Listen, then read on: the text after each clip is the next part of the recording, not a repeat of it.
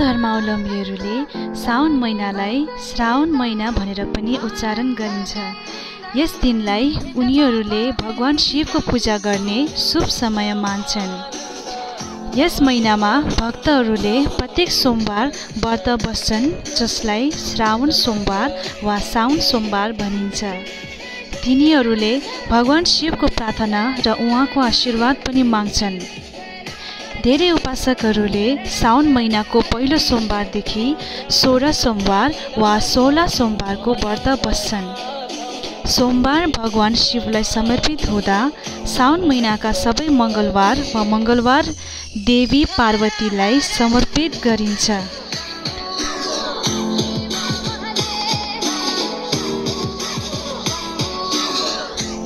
वैदिक पञ्चाङ्गका अनुसार साउन महिनाको मङ्गलबारको व्रतलाई मङ्गल गौरी व्रत भनिन्छ। साथै साउन शिवरात्रि र हरियाली अमावस्या श्रावण महिनाका अन्य शुभ दिनहरू हुन्।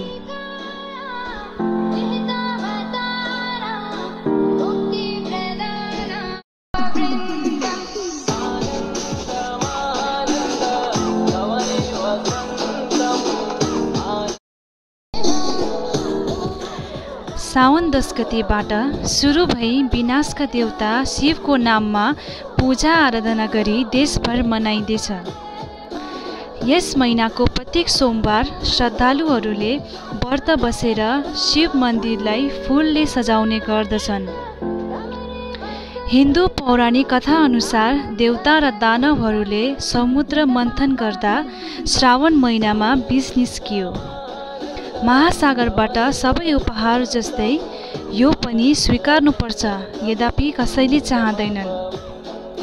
भगवान शिवले देवताहरूलाई मद्दत गर्नका लागि मन्थनको हिस्सा नभए पनि विष खाए र आफ्नो घाँटीमा राखे, जसले यसलाई निलो बनायो।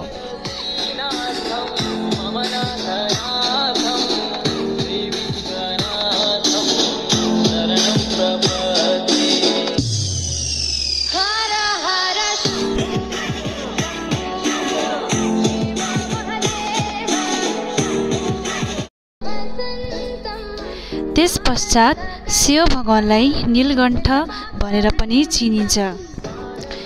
भगवान शिवले समुद्र मन्थनमा समुद्रबाट निस्केको विष सेवन गरी संसारको रक्षा गर्नुभएको थियो। तसर्थ उहाँका भक्तहरूले सावन वा श्रावण महिनालाई भगवानसँग प्रार्थना गर्छन्, जसले आफ्ना अनुयायीहरूलाई सधैँ सबै खतराहरूबाट जोगाउँछन् र उनीहरूलाई राम्रो स्वास्थ्य र भाग्यले आशीर्वाद दिन्छन्।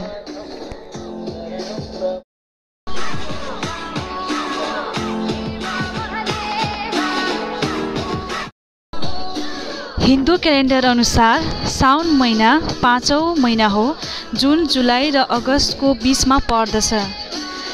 यस विशेष अवसरमा भक्तहरूले व्रत बसेर भगवान शिव र देवी पार्वतीलाई शान्ति र समृद्ध जीवनको लागि प्रार्थना गर्छन्।